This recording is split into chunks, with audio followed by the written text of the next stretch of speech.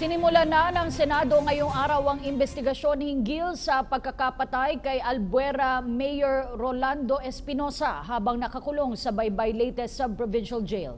Matapos marinig ang mga pahayag ng mga taong sangkot sa insidente, sinabi nina Senator Richard Gordon at Panfilo Lacson na premeditated o pinag-isipang mabuti ang operasyon ng CIDG na naging dahilan ng pagkakapaslang kay Espinosa. Samantala sa kaparehong pagdinig, kinumpirma ni Albuera Chief of Police Jovi Espinido na nakadetalye sa affidavit ng isang anak ni Espinosa ang pagbibigay nila ng nasa 8 milyong pisong drug money kay Senadora Laila de Lima na noon ay Justice Secretary pa lamang. Si Marita Moahe, Magulat Live. Marita. Magandang gabi sa iyo dyan sa inyo sa studio. Kumbinsido si Senate Committee on Justice and Human Rights Chairman Senator Richard Gordon na isang extrajudicial killing ang naganap sa insidente ng pagkakapatay kay Albuera Mayor Rolando Espinosa Sr. Kasama na rin ang isa pang inmate na kinilalang si Raul Yap. Unang-una na rito ay wala umanong kawalan ng coordination. Ito yung mga pagkakamaling nakita nila no sa ginawang pagdinig na wala umanong isinagawang coordination yung CIDG 8 sa Police Regional Director. At bukod pa dito, maging Senator Panfilo Lacson at si Senator Franklin Drilon nagsabi nga na premeditated itong nangyaring insidente. Wala rin ayon sa kanila, hindi na umano kinakailangang maghain ng isang search warrant dahil nga sa nakakulong na itong si Mayor Espinosa pati na rin si Raul Yap. At tahasang itinanggi naman ni Police Chief Superintendent Suftilmer Beltejar na ipinaalam nga sa kanya na may isasagawang ganitong operasyon bago pa mangyari ito.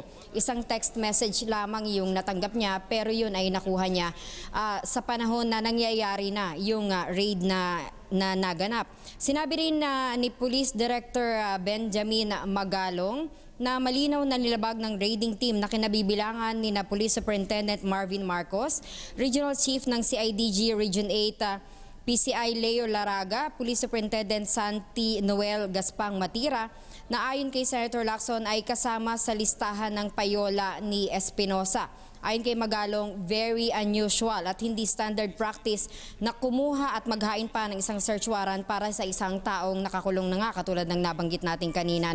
Samantala tungkol dun sa nawawalang hard drive ng CCTV, ayon kay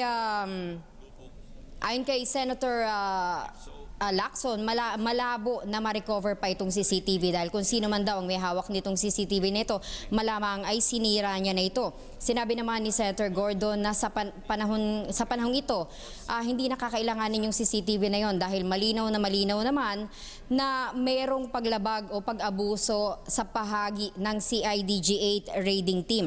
Samantala, pinanindigan ni Leyte Provincial Jail Warden Mr. Humubono Bardillon na gumagana itong CCTV na ito pero sa log ay nakalagay daw na under repair.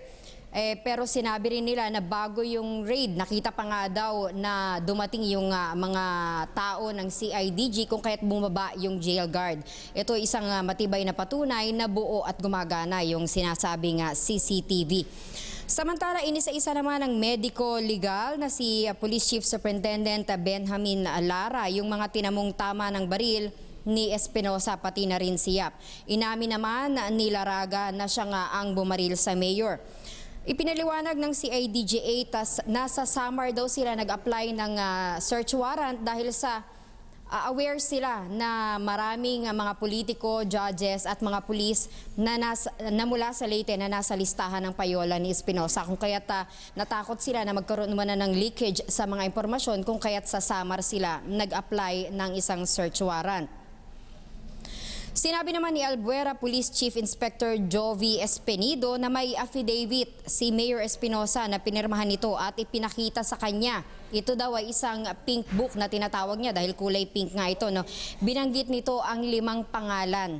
Kabilang dito sa listahang ito sina Vice Mayor ng Baybay Leyte na si Michael Carey, Ormoc Mayor Richard Gomez, Leyte Governor Leopoldo Dominico Petilla, Leyte 3rd District Congressman Veloso at si Senator Leila de Lima, na number 1 nga sa kanyang listahan at ayon pa sa kanya, tumanggap ng 8 milyong piso.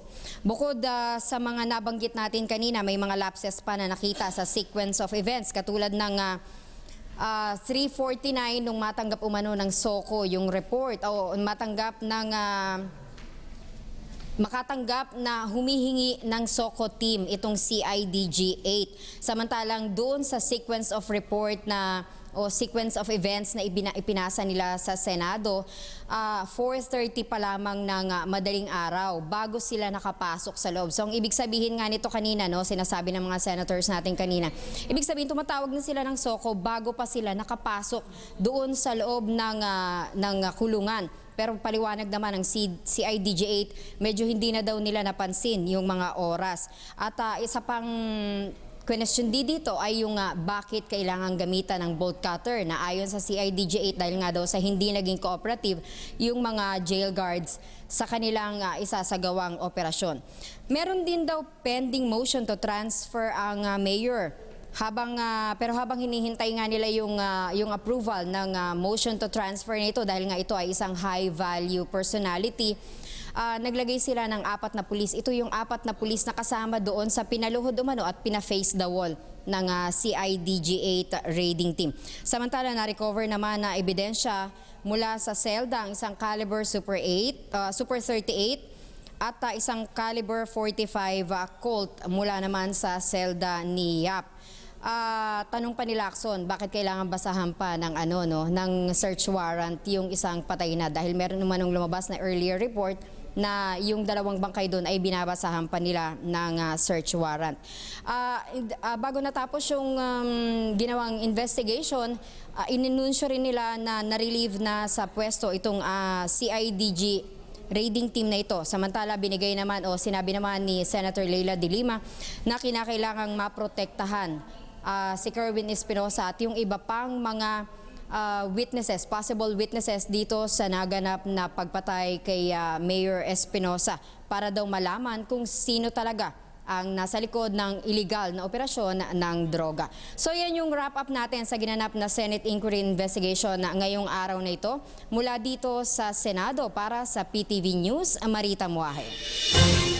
Maraming salamat, Marita Buahe.